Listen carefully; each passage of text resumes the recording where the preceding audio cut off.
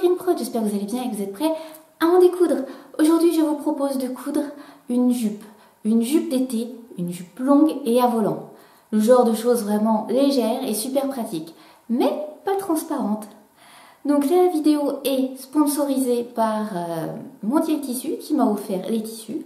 Donc comme vous allez le voir, c'est du voile de coton, léger, pas cher, pratique. Et grâce à eux, nous avons ce tuto. Allez, c'est parti!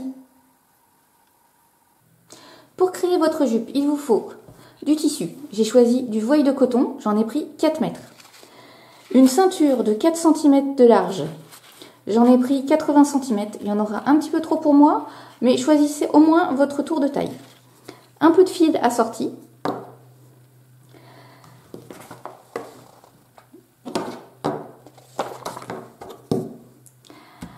Un peu de papier quadrillé pour faire quelques croquis. Un crayon pour marquer votre tissu, donc blanc pour les tissus foncés et noir pour les tissus clairs.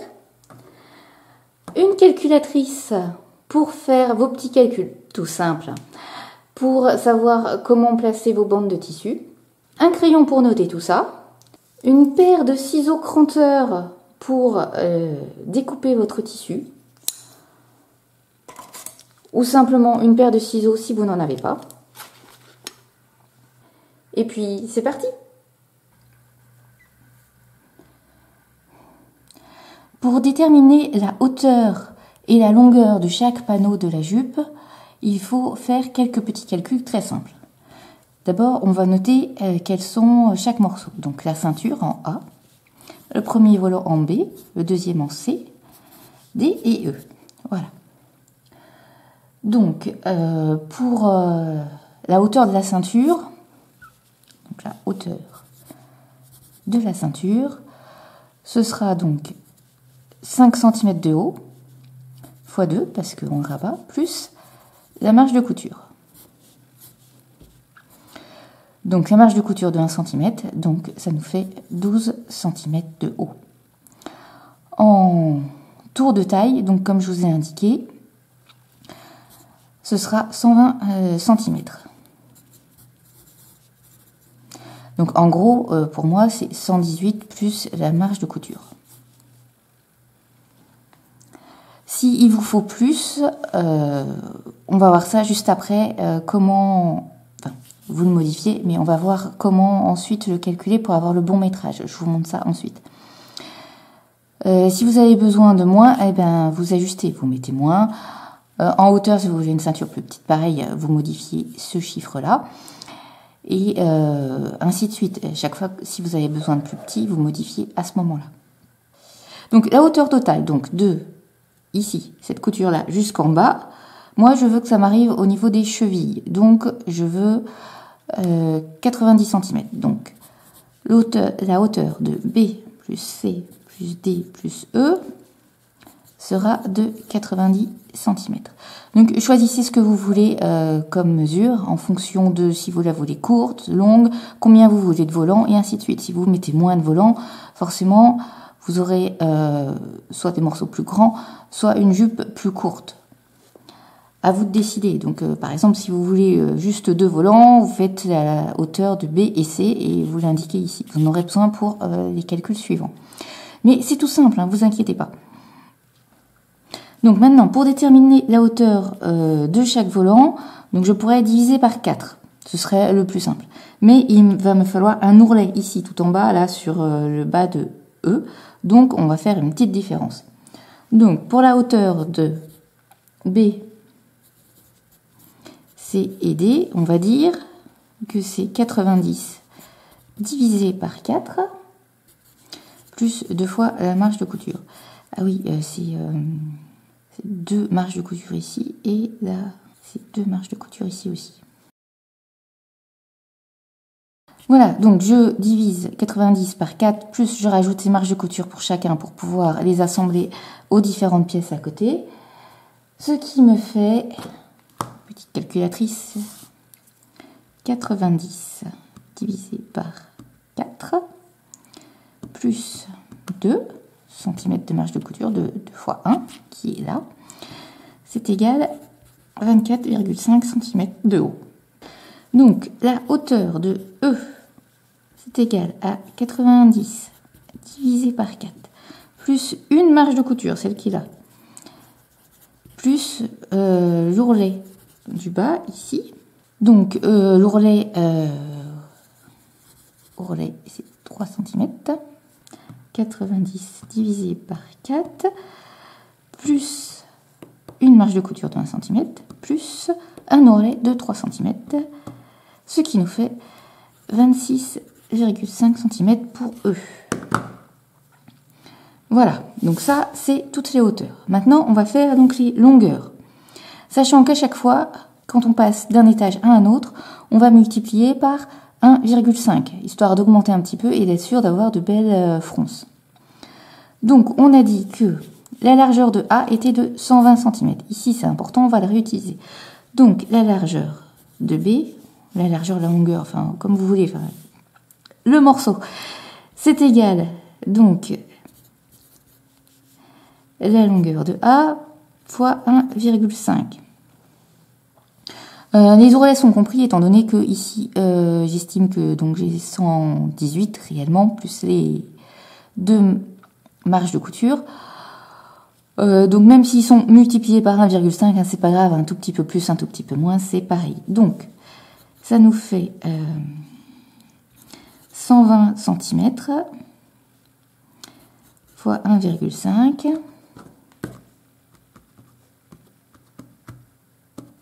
Ce qui nous fait 180 cm pour B.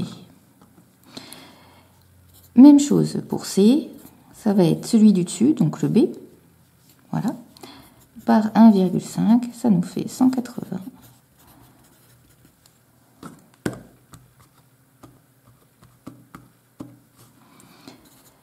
« 270 cm ou 2,70 m.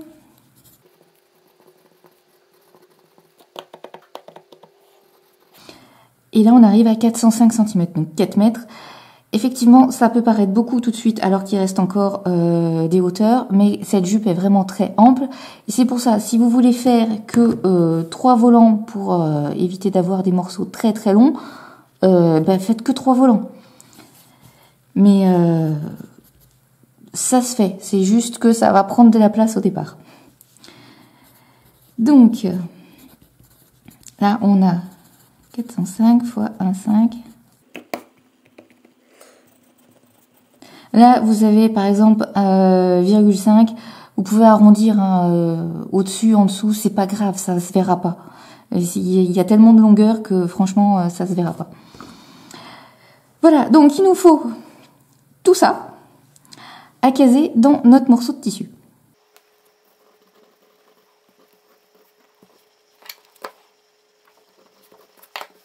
Alors ici, j'ai tracé l'équivalent de mon morceau de tissu. C'est-à-dire que j'ai pris 5 cm ici de mes petits carreaux. Voilà, donc 5 cm, qui représentent 1 mètre de tissu. Donc 1, 2, 3, 4.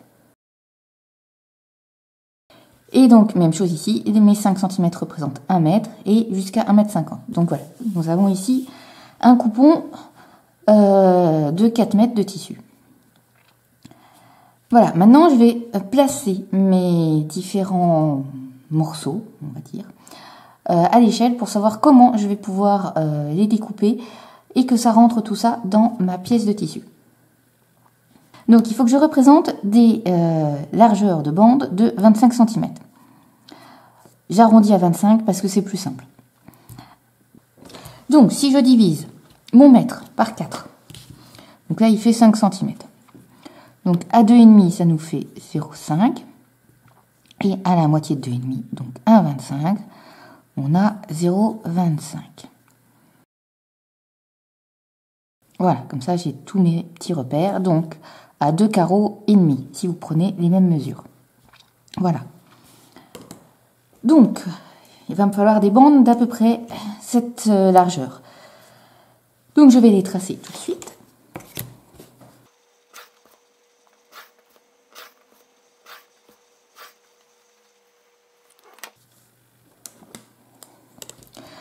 Donc je vais commencer par placer tout de suite ma bande B, qui fait donc 1,80 m. Donc 1,80 m. Voilà, donc là, ce sera le B. Et pour me rappeler, ça fait donc 1,80 m. Donc je vais placer ensuite le C. Donc le C, c'est 2,70 m. Sachant donc que 1 mètre, c'est 5 cm sur mes carreaux. Donc mes 5 cm est équivalent à 1 mètre. Que je multiplie par 2,70, ça me fait 13 cm 5. Donc à partir de là, je fais donc 13,5. Voilà. J'ai pile poil le C à 2,70. Ensuite, j'ai le D ici qui fait 4,5 m. Donc, je vais pas m'embêter, comme je vous ai dit, pour quelques centimètres, c'est pas grave, ça va pas se voir. Donc, je vais prendre le D qui fera 4 mètres. J'enlève les 5 cm, c'est pas grave. Et ensuite, il me faut le E qui fait, on va dire, 6 mètres. Hein, on enlève les petits bouts, ça fait 6 mètres. Et là, 4 mètres. Bon, alors, sachant que E est un petit peu plus large, j'oublie pas de préciser que ici, ça fera 26,5. Car je vais prendre donc ici 4 mètres de E. Et là, je vais rajouter 2 mètres pour finir les 6. Donc 2, voilà. Et là, ça fait aussi 26,5. Voilà, pour pas me tromper dans les largeurs lorsque je vais tracer mes bandes. Voilà, donc ça s'arrête à 2 mètres, on a dit. Donc, comme vous pouvez voir, ici, on a encore un petit peu de rab, et là aussi. Donc, dans ces parties-là, je vais pouvoir placer la doublure de B et C pour éviter d'avoir de la transparence. Donc, B, j'ai besoin de 1,80 m. Donc, je vais le placer ici. Donc, même mesure, je reprends, ça me fait 9 cm. Donc voilà, donc ce sera à recouper légèrement. Mais là, j'ai le B bis qui fait 1,80 m. Ensuite, il me faut 2,70 m pour le C. Je ne vais pas pouvoir les mettre en une seule pièce, car il n'y a aucune pièce qui fait 2,70 m. Si ce n'est celle-ci, mais dont je ne suis pas sûre de la largeur, parce que c'est pas forcément un tissu d'1,50 m que vous aurez, ça peut être 1,40 m. Et comme en plus ici on a pris 26 cm, on n'est pas vraiment certain de la largeur que ça fait. Donc je vais pas m'occuper de ce morceau-là pour l'instant. Donc je vais récupérer 2 mètres ici. Tiens, je vais rayer ça. 2 mètres ici pour le C bis. Donc ça fait 2.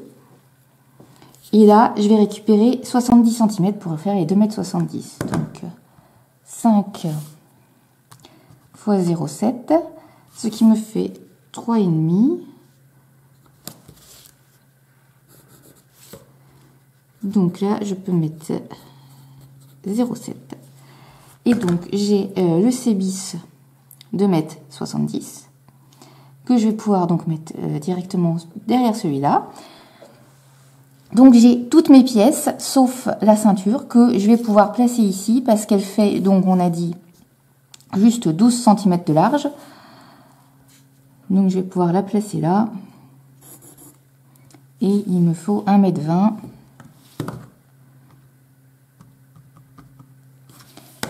Ce qui va me faire à peu près ceci. Donc là, c'est la ceinture. Donc, il va me rester un petit peu de rab. Tout ceci. Et puis là. Voilà. Alors, j'espère que c'est clair. Mais en gros, vous dessinez votre pièce de tissu et vous placez vos bandes à l'échelle. Donc, comme je vous l'ai dit, moi, mon échelle, elle est là. Pour savoir combien redessiner avec les traits, donc vous multipliez par le chiffre et ça vous donne les centimètres que vous avez à mettre. Donc, si j'ai besoin d'un mètre, on va dire que je multiplie par 5, ça me fait donc 5 cm ici, c'est évident. Et ainsi de suite. Donc pour le B, 1,8 multiplié par 5, ça me donne la longueur qui arrive ici. Voilà, vous avez juste à placer toutes vos pièces sur votre croquis et ensuite vous aurez plus qu'à tout retracer de la même manière sur votre tissu. Donc plus court, plus long, c'est en fonction de vos besoins et vous avez juste des petits calculs simples à faire. Alors ne vous inquiétez pas, ça a l'air d'être tout un bazar de maths comme on n'a absolument pas envie d'en voir, mais c'est tout simple, c'est des additions et des multiplications avec une calculatrice, ça se fait tout seul. Et un petit schéma comme ça avec une feuille quadrillée qui vous permet d'y aller vraiment facilement.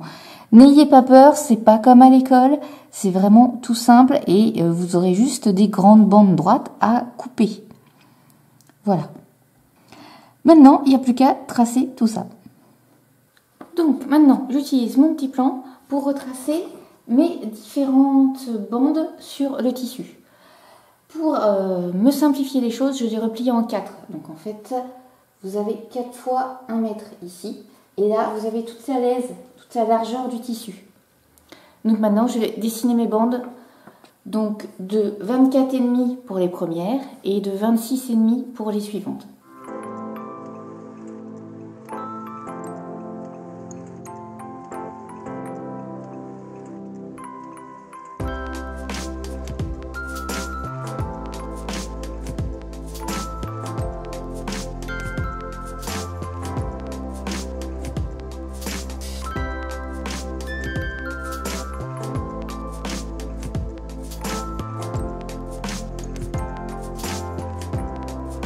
Voilà, donc j'ai découpé mes bandes, donc les 3 premières de 24,5 et les 2 suivantes de 26,5.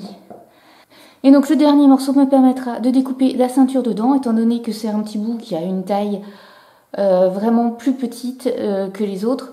Je le ferai en dernier une fois que j'aurai tout découpé. Donc là maintenant je vais prendre ma paire de ciseaux et je vais découper donc d'un seul coup les 4 mètres à chaque fois. Sachant qu'il faut faire attention parce qu'il y a un des morceaux de 26,5 qui va resservir pour faire une pièce de 24,5. Donc il faudra enlever un petit bout. Donc il faudra bien séparer et savoir qui est quoi. Donc une fois que j'aurai tout découpé, je vais épingler la dimension et la lettre de la pièce, histoire d'être sûre de les retrouver.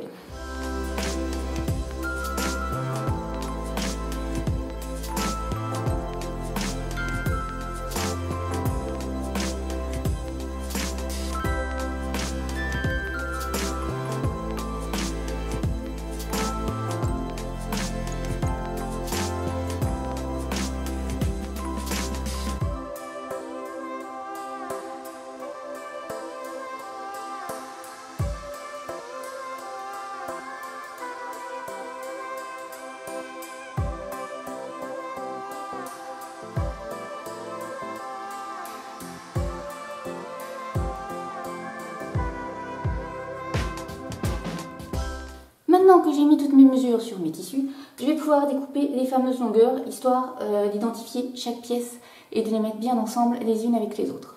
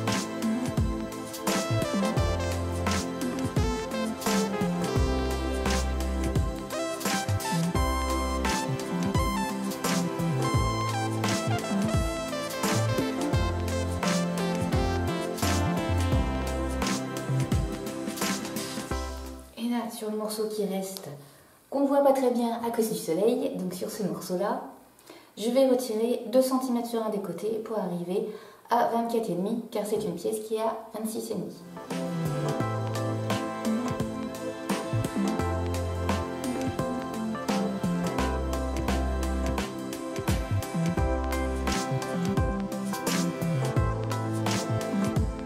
J'ai toutes mes pièces. Bon, donc avec le morceau supplémentaire qui me reste, celui dont on ne sait pas trop quelle est la largeur, j'ai besoin d'1,20 m par 12 cm.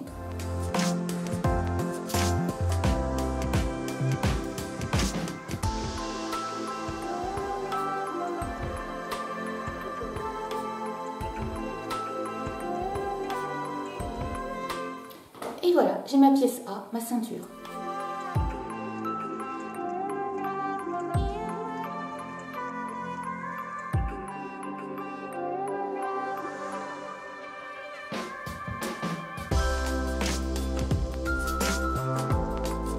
Maintenant que mon morceau de 6 mètres est là, je vais pouvoir le prendre et faire un ourlet sur l'un des côtés. Donc un ourlet qui prend 3 cm, donc je replie 1,5 cm 2 fois. Une fois, puis 2. Voilà. Donc sur toute la longueur des 6 mètres.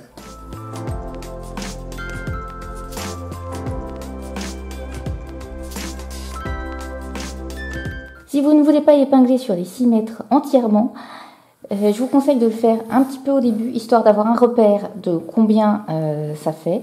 Ensuite, vous vous installez sur la machine pour coudre le début de cet ourlet et vous repliez au fur et à mesure de la même façon.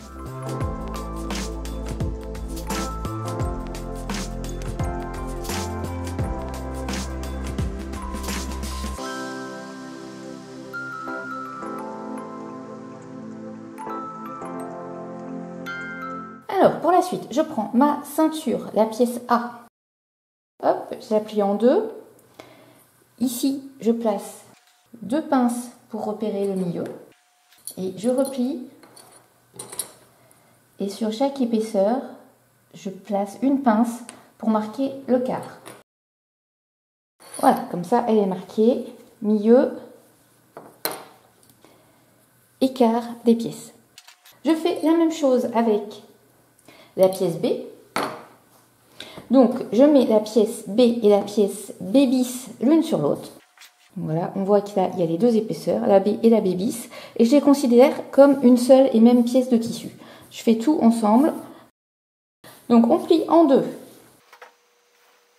Voilà, j'arrive ici à mon milieu, où je mets 2 pinces pour repérer le milieu. Et je replie encore une fois pour repérer le quart. Donc, attention à bien prendre donc les 2 épaisseurs de tissu qui n'en forment qu'une. Et ça va me permettre donc de mettre ces repères du quart et du milieu en correspondance avec ceux de la pièce A pour l'assembler. Et je vais faire la même chose pour toutes les autres pièces, la C, la D et la E. Je vais marquer donc le milieu, le quart. Et pour les plus grandes, je peux carrément marquer le 8e. C'est-à-dire que dans ces cas-là, je replie encore une fois et à ce pli-là, je mets aussi des pinces. Une fois que j'ai posé mes repères de milieu et de quart sur ma pièce B, je vais sur l'autre côté, ce côté-ci, là où il n'y a pas les pinces, passer 2 fils au point droit. Donc sur le bord. Donc je vais prendre mes fameuses 2 épaisseurs qui n'en font qu'une. Et dans la marge de couture de 1 cm, je vais faire 2 lignes droites, l'une à côté de l'autre. Attention à ce qu'elles ne se chevauchent pas. Et sans point d'arrêt, ni au début ni à la fin. C'est pour permettre de froncer. Voilà, donc sur l'autre côté. Et je vais faire la même chose pour les pièces C, D et E. Comme ça, tout est prêt et au moment de tout assembler, j'aurai tous mes fils qui seront déjà placés. Voilà, donc je vais les faire, donc une à 0,5, 7, quelque chose comme ça du bord, et l'autre un petit peu plus dedans, pour être sûr de ne pas dépasser et que ça ne soit pas visible quand je ferai ma couture d'assemblage à 1 cm du bord. Donc, je suis à peu près à 0,7 cm du bord de mon pied de biche, qui est mon repère pour coudre. Je tire beaucoup de fil derrière. Je prends mon tissu. Là, j'ai le côté des pinces. Et donc, je vais prendre l'autre. Voilà, ce bord-là. Je mets bien les deux épaisseurs l'une avec l'autre. Voilà. Et donc, de ce côté-là, je n'ai pas de pince. Mes pinces sont vraiment sur l'autre bord. Je fais donc ma couture droite sans point d'arrêt.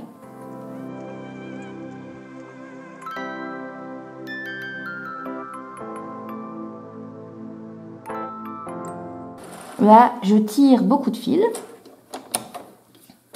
Je coupe et j'en retire beaucoup pour la couture suivante. Ah oui, je vous ai pas dit, essayez d'avoir le point le plus long possible. Donc là, moi, j'ai monté à 4 parce que c'est le maximum, mais vous pouvez mettre plus. Et maintenant, on reprend donc tout ça. Et on va faire une couture entre celle-ci et le bord. Donc là, moi, ce que je fais, c'est je prends le petit repère central de mon pied de biche, je le pose sur mon trait de couture précédent et je place mon aiguille assez proche, mais pas trop, pour éviter qu'elle ne sorte du tissu, mais qu'elle reste tout de même à côté. Et maintenant, il n'y a plus qu'à faire ça pour les pièces C, D et E. Alors forcément, c'est un petit peu plus long parce que les pièces sont plus grandes, mais c'est tout simple. Donc, je me retrouve avec mes deux coutures droites parallèles. Sur l'autre côté qui n'est pas cousu, j'ai mes repères. Je vais prendre ma pièce A, ma pièce B et faire correspondre les repères. Donc, côté fil sur la B, je le mets côté pince sur la A. Donc, bord à bord au départ. En bas de B, je vois où se trouve ma pince. Je mets bien à plat et je fais correspondre la pince du quart de A avec le haut de B. Je vais jusqu'à la moitié. Donc là, c'est le milieu. Et je le fais correspondre au milieu de A.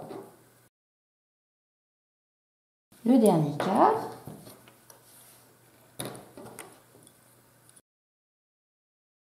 Et l'extrémité. Donc forcément, quand je tire, B est plus grand que A. Mais avec nos fils de fronce, on va pouvoir rectifier ça. Donc prenez vos fils, vous avez 4 fils, vu que vous avez 2 lignes. Prenez les deux de devant vers vous et laissez les deux autres derrière. Et vous allez tirer. Tirez tout doucement. Juste les deux de devant ou les deux de derrière, hein, voilà. Et ça va se mettre à froncer. Vous tirez votre fil et ça vient sur le tissu et ça fronce.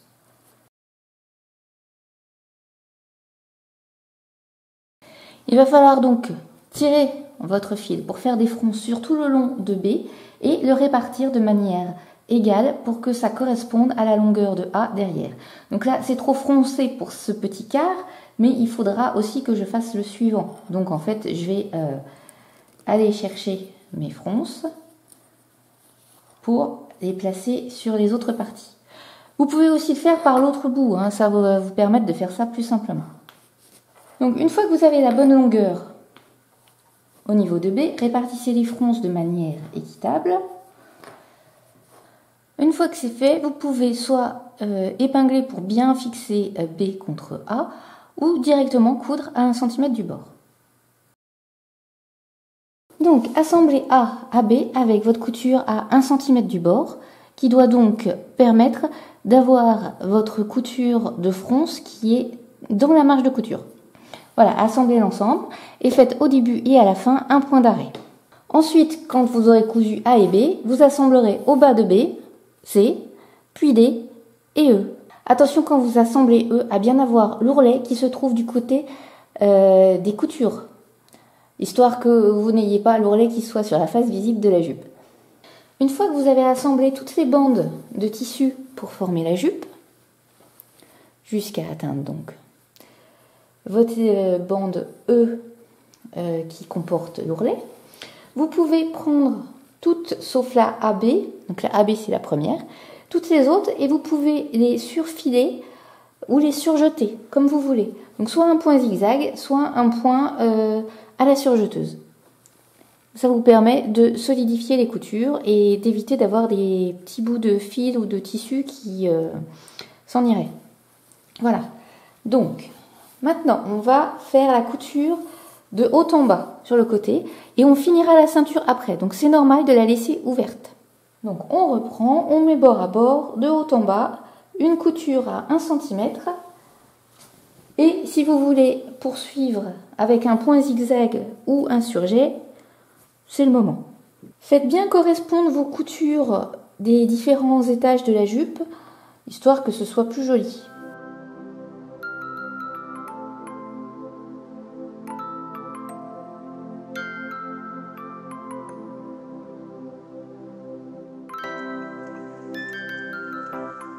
Maintenant que toute la hauteur de la jupe est cousue, on va pouvoir s'attaquer à la ceinture, la finir.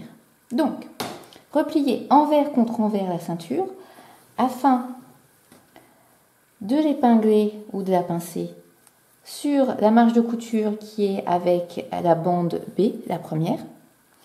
Donc, épingler tout autour et laisser une ouverture d'environ 10 cm afin qu'on puisse passer l'élastique par la suite. Maintenant, donc, il faut coudre au plus près de la couture qui fixe donc la ceinture A et la bande B, pour pas que ça se voit sur l'extérieur et que ce soit bien net aussi sur l'intérieur. Donc n'oubliez pas de laisser 10 cm. Moi je vous conseille de les laisser le long de la couture de la hauteur de la jupe pour pouvoir finir cette couture une fois l'élastique enfilé sans que ça se voit de trop. Comme c'est derrière, ça peut être discret.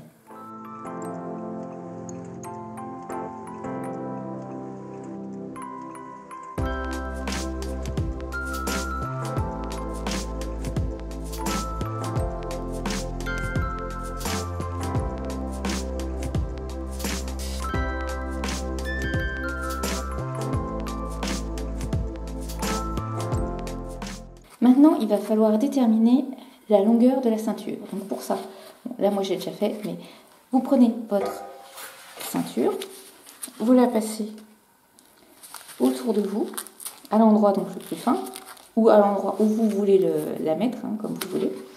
Donc moi j'ai décidé au niveau de la taille, et vous la mettez de manière à ce soit un tout petit peu serrée, mais que ça reste confortable. Et puis là, vous faites votre trait au bout de l'extrémité. Donc là, il y a l'extrémité. Et même chose de l'autre côté. Voilà, faites votre petit trait avec un crayon blanc, un feutre selon ce que vous avez et selon la couleur de votre élastique. Maintenant, il s'agit de passer par l'ouverture le bout de la ceinture afin de faire le tour. Et ensuite, on fera une petite couture pour fixer et tout.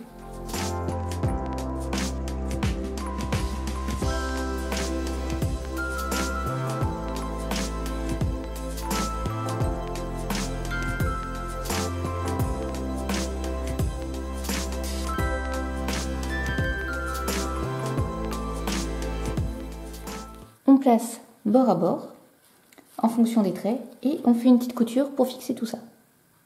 Ensuite, on rentre la ceinture bien en entier dedans et on va venir coudre le reste de l'ouverture comme pour la partie avant, c'est-à-dire dans la marge de couture de la bande AB. Maintenant que vous avez votre super jupe longue à volant, légère, mais qui couvre juste ce qu'il faut, vous allez pouvoir déambuler tout l'été ou même les autres saisons à volonté avec votre grande jupe magnifique. Et puis qui sait, peut-être que vous nous danserez la Macarena ou n'importe quelle autre danse de l'été, non? Bon, allez, sur ce, je remercie Mondial Tissu qui m'a gentiment fourni le tissu, l'élastique et le fil pour coudre tout ça. Vous pouvez retrouver tous les liens en bas dans la barre de description. Et puis sinon, moi je vous retrouve très bientôt pour d'autres tutos, d'autres vidéos. Et n'oubliez pas que vous pouvez commenter, vous abonner pour ne pas louper la prochaine vidéo. Et puis mettre des j'aime si ça vous a plu. Ah, et puis partagez-le avec vos amis si jamais vous voulez qu'elles aussi se cousent de superbes jupes. Ou au moins leur dire, regarde, avec ça, j'ai fait la mienne. Allez, à très vite.